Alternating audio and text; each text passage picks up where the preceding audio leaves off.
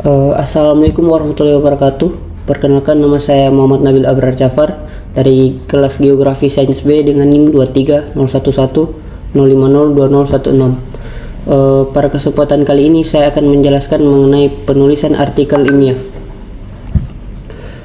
Selanjutnya saya akan membahas pengertian mengenai apa itu artikel. Dalam dunia pendidikan, artikel secara bahasa menurut Kamus Besar Bahasa Indonesia ialah karya tulis lengkap, misalnya laporan sebuah berita, esai dalam majalah surat kabar, dan lain-lain. Adapun secara istilah, pengertian artikel ilmiah adalah karya tulis yang dirancang untuk dimuat dalam jurnal dan buku kumpulan artikel yang ditulis dengan tata cara ilmiah mengikuti pedoman atau konvensi ilmiah yang telah disepakati oleh atau ditetapkan.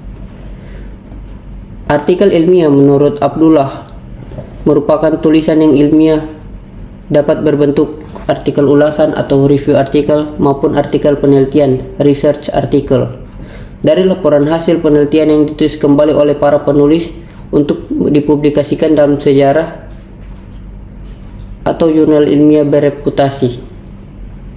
Ada perbedaan yang jelas antara pengertian artikel dan artikel ilmiah. Artikel hanya sebuah tulisan lengkap tanpa didasari sebuah pedoman atau tata cara penulisan ilmiah, sedangkan artikel ilmiah menggunakan kaidah-kaidah penulisan ilmiah sehingga dapat dipertanggungjawabkan secara ilmiah. Artikel ilmiah biasanya ditulis oleh kalangan akademis seperti mahasiswa, dosen, pustakawan, dan peneliti untuk kebutuhan akademis, misalnya seperti syarat kelulusan ataupun hanya sekedar untuk kenaikan pangkat. Kemudian saya akan menjelaskan tentang jenis-jenis artikel ilmiah. Yang pertama adalah artikel hasil penelitian. Artikel hasil penelitian adalah artikel yang ditulis dengan melewati proses penelitian sebelumnya, baik itu penelitian lapangan ataupun penelitian pustaka atau library research.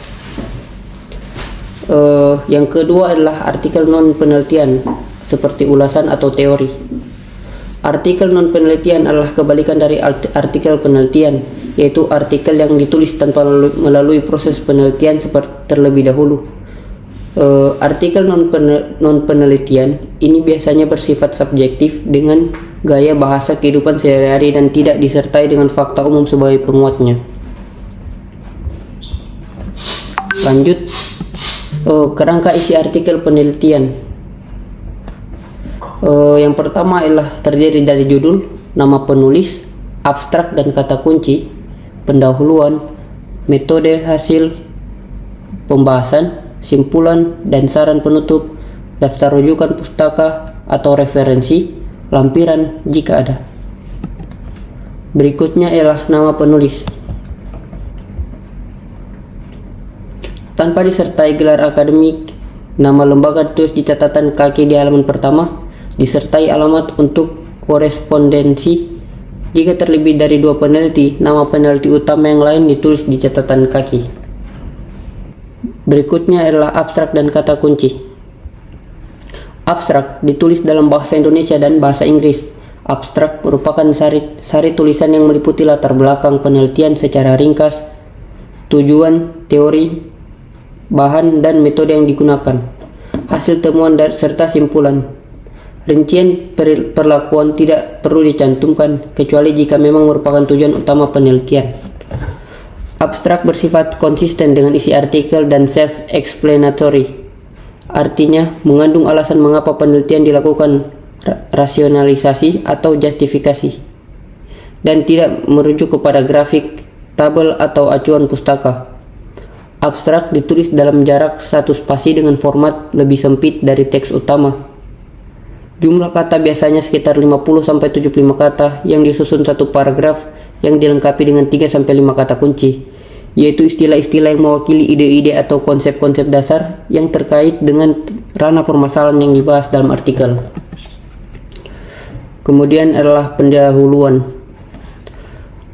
Biasanya tidak diberi judul, memuat latar belakang atau rasional penelitian, landasan teori, kajian pustaka, wawasan rencana pemecahan masalah, dan rumusan tujuan penelitian. Pendahuluan Dikemukakan suatu permasalahan atau konsep hasil penelitian sebelumnya secara jelas dan ringkas sebagai dasar dilakukannya penelitian yang akan ditulis sebagai artikel ilmiah. Pustaka yang dirujuk hanya yang benar-benar penting dan relevan dalam permasalahan untuk menjustifikasi dilakukannya penelitian atau mendasari hipotesis. Pendahuluan juga menjelaskan mengapa topik penelitian dipilih dan dianggap penting, dan diakhiri dengan menyatakan tujuan penelitian tersebut. Berikutnya adalah metode. Secara ringkas dalam bentuk alinea memuat desain penelitian, setting penelitian atau populasi, dan sampel atau sumber data. Bagaimana data dikumpulkan serta bagaimana data dianalisis. Metode pokok bagian ini adalah rancangan atau desain penelitian, sasaran atau target penelitian, teknik pengumpulan data dan pengembangan instrumen, dan teknik analisis data. Alur pelaksanaan penelitian harus ditulis dengan rinci dan jelas sehingga peneliti lain dapat melakukan penelitian yang sama. Spesifikasi bahan-bahan harus rinci agar orang lain dapat informasi tentang cara memperoleh bahan tersebut. Jika metode yang digunakan telah diketahui sebelumnya, maka acuan pustakanya harus dicantumkan dengan penelitian terdiri dari beberapa eksperimen, maka metode untuk masing-masing eksperimen harus dijelaskan. Berikutnya adalah hasil. Hasil terdiri dari bagian utama artikel ilmiah, hasil bersih tanpa proses analisis data, hasil pengujian hipotesis atau perbandingan antar siklus, dapat disajikan dengan tabel atau grafik untuk memperjelas penyajian secara verbal. Hasil penelitian dalam bentuk data merupakan bagian yang disajikan untuk menginformasikan hasil temuan dari penelitian yang telah dilakukan. Ilustrasi hasil penelitian dapat menggunakan grafik atau tabel pada gambar. Tabel dan grafik harus dapat dipahami dan diberi keterangan secukupnya. Hasil yang dikemukakan hanyalah temuan yang bermakna dan relevan dengan tujuan penelitian. Temuan di luar dugaan yang tidak sesuai dengan tujuan penelitian harus mendapatkan tempat untuk dibahas. Jika artikel melaporkan lebih dari satu eksperimen, maka tujuan setiap penelitian harus dinyatakan secara tegas dalam teks dan hasil dilakukan harus dikaitkan satu sama lain. Berikutnya adalah pembahasan. Dalam pembahasan, dikemukakan keterkaitan antara hasil penelitian dengan teori, perbandingan hasil penelitian dengan hasil penelitian lain yang sudah dipublikasikan. Pembahasan menjelaskan pula implikasi temuan yang diperoleh bagi ilmu pengetahuan dan pemanfaatannya. Berikutnya adalah penutup, kesimpulan, dan implikasi saran.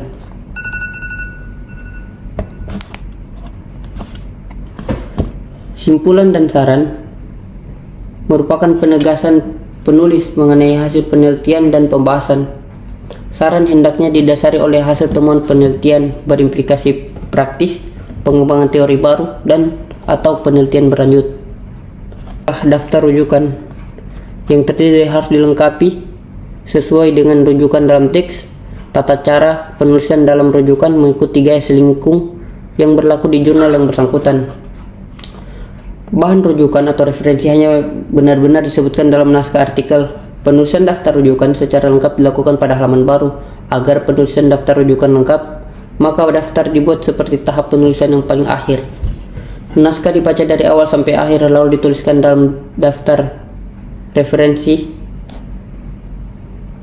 yang ada dalam naskah.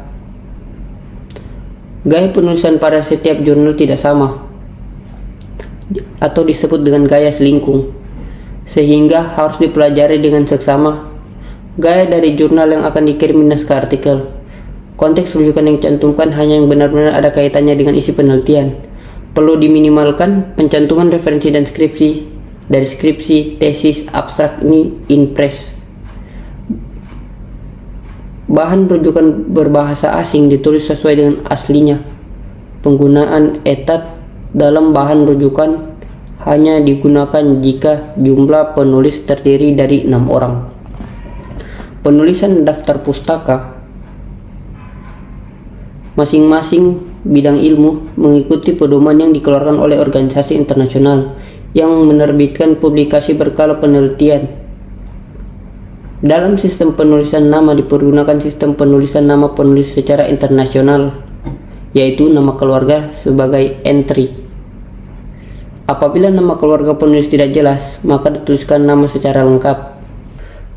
Berdasarkan penjelasan di atas, saya dapat menyimpulkan bahwa sistematika penulisan artikel ilmiah antara lain judul, nama dan alamat penulis, abstrak dan kata kunci, pendahuluan, metode penelitian, hasil penelitian dan pembahasan, simpulan dan saran, serta daftar rujukan.